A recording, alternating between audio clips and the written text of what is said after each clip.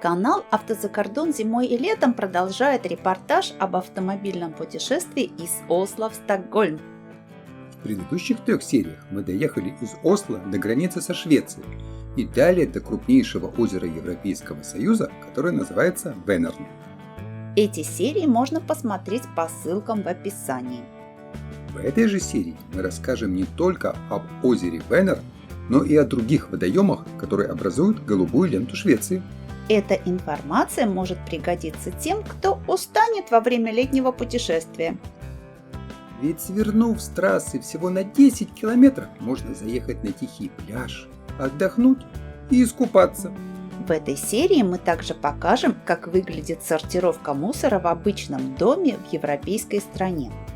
И поделимся впечатлениями от приключения под условным названием «Охота на страусов». Обязательно досмотрите до конца, если хотите увидеть самое интересное.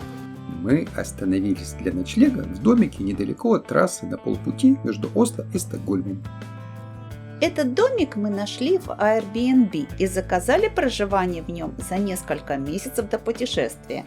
Привлекла не только цена, но и возможность посмотреть, как живут люди в шведской глубинке. Подъезжая к арендованному дому, мы увидели, как вблизи выглядят белые таблеточки с сеном, которые наблюдали по дороге. Мы приехали на место засветло и вечером отправились знакомиться с озером Венерн. Дорога проходит через небольшой населенный пункт, название которого похоже на имя Вася. В предыдущей серии мы обещали вам показать, как в Швеции с помощью формы обочины дороги влияют на скорость движущихся автомобилей. Например, здесь искривление дороги используется, чтобы автомобили замедлили движение перед пересечением железной дороги. Далее дорога проходит то по лесу, то по полю.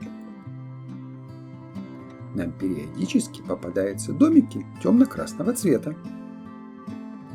Проезжаем рядом с бухтой, где местные жители держат свои лодки.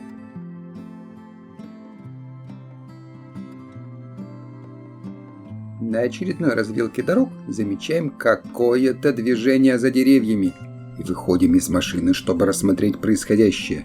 Видим, что по лесу бродят большие птицы. Поскольку они не летали, а бегали и были очень крупными, мы решили, что они чем-то похожи на страусов. Правда, наш зоолог, посмотрев позднее наши съемки, тот же сказал, что это не страусы, а журавли. Серый журавль, по латыни «груз-груз», имеет синевато-серое оперение, что позволяет птицам маскироваться от врагов среди деревьев. Серые журавли моногамны, держатся вместе, сохраняют пару в течение жизни. Гнездятся они главным образом на качковатых болотах, окруженных лесом. Поэтому им так нравятся шведские озера. Хотя дорога в лесу кажется довольно безлюдной, нам навстречу попалось несколько автомобилей. Обратите внимание, как приятно, когда водители уступают друг другу дорогу. А когда мы подъехали к месту стоянки, обнаружилось, что это весьма популярное место. Здесь есть стенды с подробной информацией для туристов. И будки, куда цивилизованные посетители складывают свой мусор, тоже есть. Чтобы получше рассмотреть озеро, запускаем дрон. С дрона вдалеке виднеются острова, на которые можно добраться только на лодке. Геологически озеро Венерн образовалось после четвертичного оледенения около 10 тысяч лет назад. После таяния льда вся среднешведская низменность была покрыта водой, создавая пролив между Каттегатом и Ботническим заливом. После таяния ледника нагрузка на земную кору уменьшилась, и эти участки начали подниматься. Такое явление называется гляциоизостазией. В результате озеро Венерн сперва было частью пресноводного Анцилова озера, которое занимало нынешнюю территорию Балтийского моря. Дальнейший подъем суши привел к тому, что озеро Венерн оказалось отрезанным и от Балтийского моря. На озере Венерн есть и острова совсем недалеко от берега, до которых, наверное, можно дойти по дну. В озеро Венерн впадает более 30 рек, крупнейшая из которых Клар-Эльвен, которую мы пересекли в Карлстаде. Из озера Венер вытекает река Гёта-Эльф, впадающая в пролив Каттегат. Но поскольку река не на всех участках была судоходной, для того, чтобы обеспечить движение крупных судов, пришлось прорыть канал, который называется Трольхетта-канал. В результате можно доплыть из озера Венер в Гетеборг.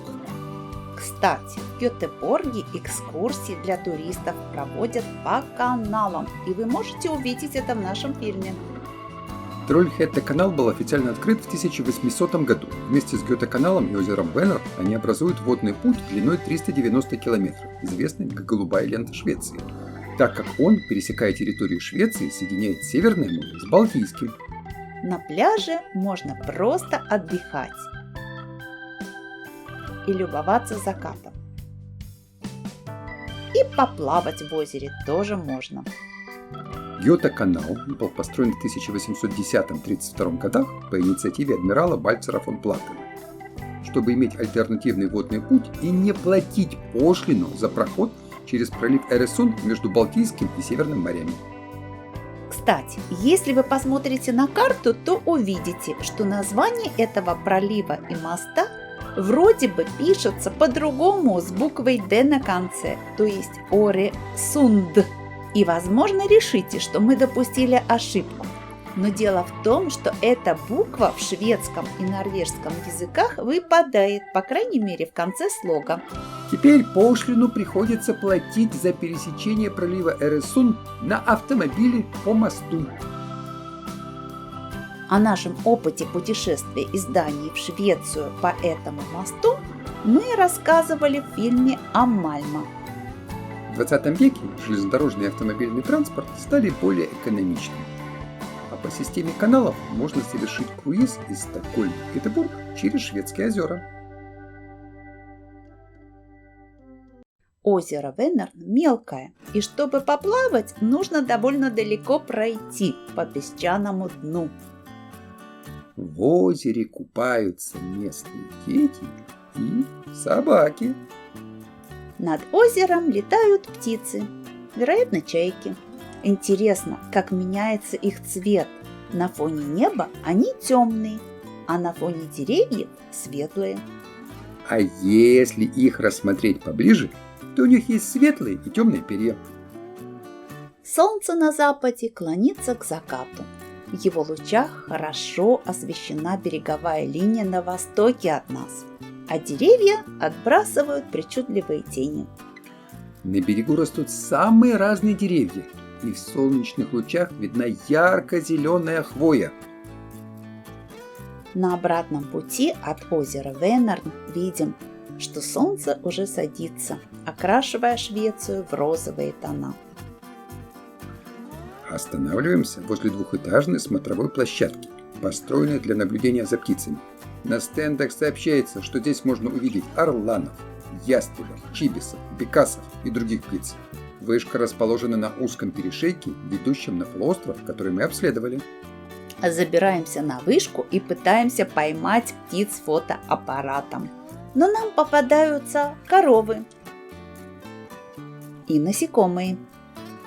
А лучи предзакатного солнца окрашивают пейзаж и наши лица в необычные цвета. Снова проезжаем через Весе. Подъезжаем к месту нашего ночлега, когда солнце уже почти совсем село.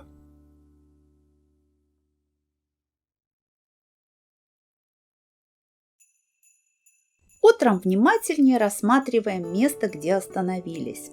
На живописном участке хозяйский дом побольше, и тот, в котором мы ночевали, поменьше.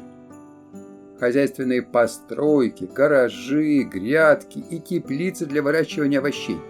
Много-много травы и деревьев.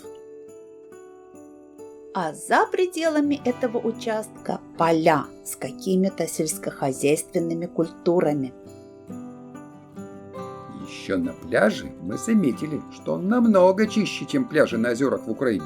А в обычном сельском домике, где мы ночевали, практикуются продвинутые методы сортировки и повторного использования мусора. Вот в такой инструкции, которую мы обнаружили на входе, было написано о том, что мусор нужно собирать раздельно, и было перечислено, куда что должно складываться. Под мойкой для посуды на кухне мы обнаружили 2 контейнера, о которых было написано в инструкциях. Вот здесь есть специальное устройство для выдвижения контейнеров. И вот здесь первый контейнер, в котором находится коричневый пакет. И запас коричневых пакетов здесь есть. О них тоже было написано в инструкции. И рядом запас пластиковых пакетов. Вот в эти коричневые пакеты в таких странах, как Швеция, также мы это наблюдали в других европейских странах, предлагается складывать пищевой мусор, бумажные салфетки, если они использовались на кухне. Все это пойдет в компост и может быть использован как удобрение. В Норвегии нам рассказывали, что такой компост также используют для получения биогаза, который затем служит горючим для специально закупленных городских автобусов. Обычно при сортировке мусора выделяется понятие «остальной мусор», который сложно переработать, и он складывается в пластиковый мешок. По поводу другого мусора в той же инструкции было написано, что пластик, стекло и металл нужно складывать в контейнер на крыльце. Вероятно, это то, что будет собираться на переработку. И вот здесь на крыльце мы обнаружили этот контейнер, и мы можем сюда добавить наши освободившиеся пластиковые бутылки. В других местах мы наблюдали, что для пластика существуют специальные аппараты, в которые можно загрузить пластиковые бутылки. В некоторых местах даже возвращается какая-то сумма за эти бутылки. И эти аппараты сразу по штрих-коду сортируют пластик по его качеству с тем, чтобы он попал в разные типы переработки.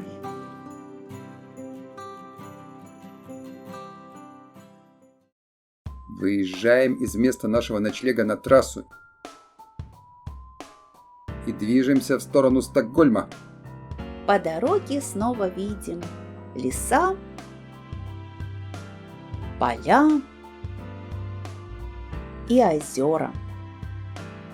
На нашем пути остановка в необычном городе Эребру, в котором можно рассмотреть не только Королевский замок, но и то, как город преобразился в дни фестиваля Open Art, то есть открытого искусства, во время которого мы как раз и попали туда. И это все можно увидеть в нашем фильме об Эребру, который уже готов.